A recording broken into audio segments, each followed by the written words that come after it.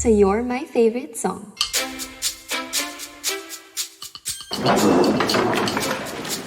Ako na kukuha ng papel.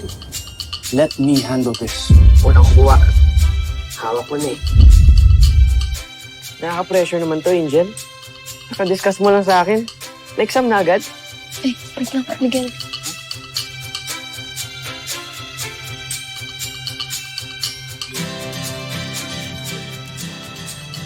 Sagutan mo na yun. Okay? Miguel. Surprise! Distracted lang ako last time. And it was just me and Raviel. Pero kanina, pantay na ang laban sa mga taga-West Block. Ikaw ba si Angel? Opo. Let me cut to the chase. Angel, ano bang totoong pakay mo sa anak ko? Is it the money? You wanna get famous? Let's face it. Baka naman ginagamit niyo lang anak ko para sumikat tong negosyo ninyo.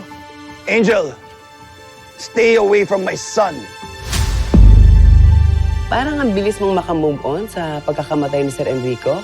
So are you implying na may kinalaman ako sa pagkamatay niya? Wala naman ako. At least ngayon, wala nang asungot. At kahit kailan, hindi na mahahanap niyang Celestine Monteverde. That person who knows who adopted Celestine Monteverde. His name is Alfred Barastas. I already showed this photo to Lady Mara. Kung sino man ang umampun kay Celestine, for sure kilala nito ni Alfred.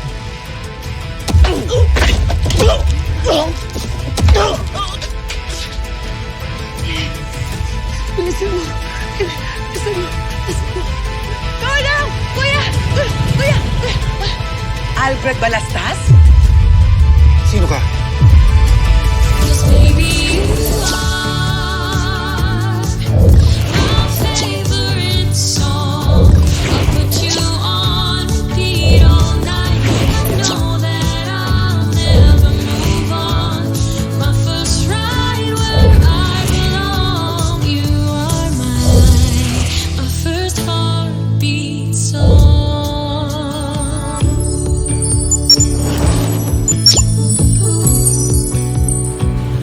Sino ka?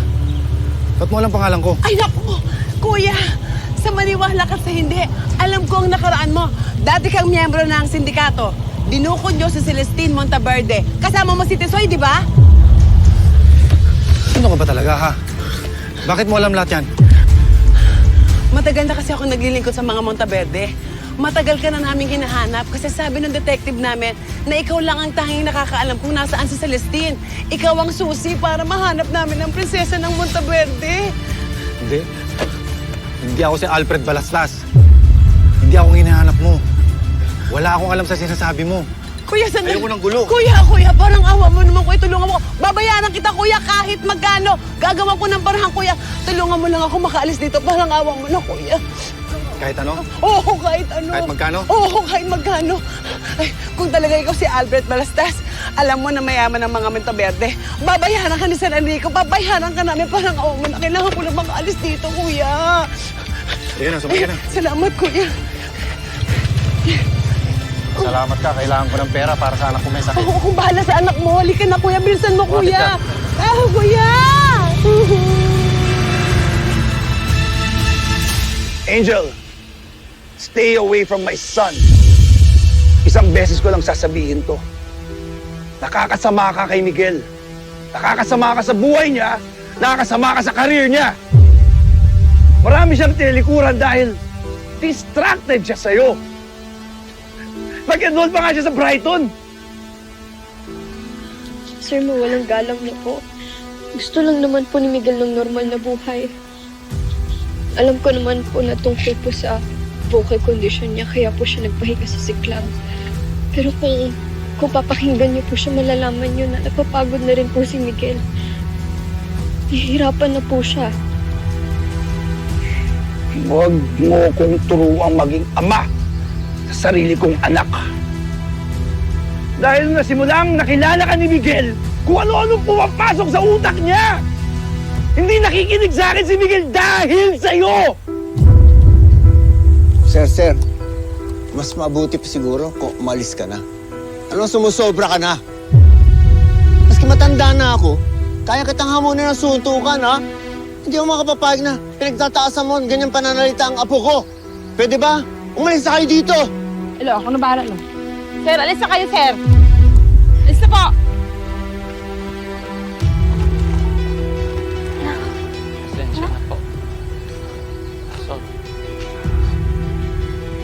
Mama, bebe, hindi naman po ako manggagamit. Hindi ko po ginagamit si Miguel para sumikat tong resort natin. Alam ko, anak. Alam ko.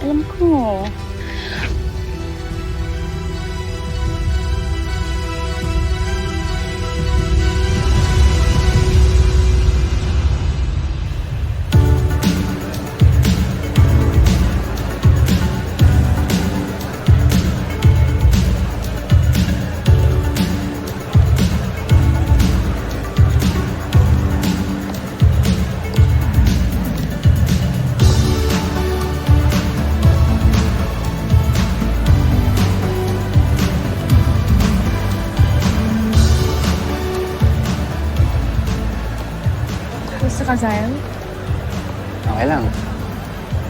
Ano lang outfit ah. Thank you. As usual, all black. Ikaw?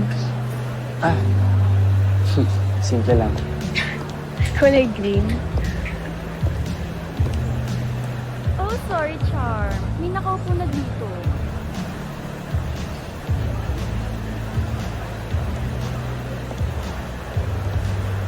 Charm.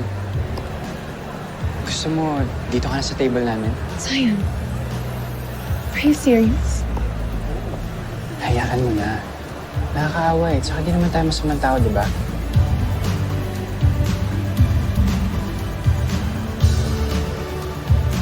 Anyways, naaya mo na ba si Angel para maging ball date mo? Ha? Bakit naman? Tropa ko yun eh. Zion, sobrang obvious. You like Angel. Lagi kang nandyan for her. So what if you take the chance na maisayo mo siya tonight? You know, sabihin mo kung gusto mo sabihin. Or gusto mo maging wing woman mo.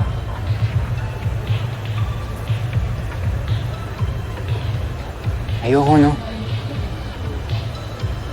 Adi, hindi naman kasi ganun kadali sabihin at gawin yun eh.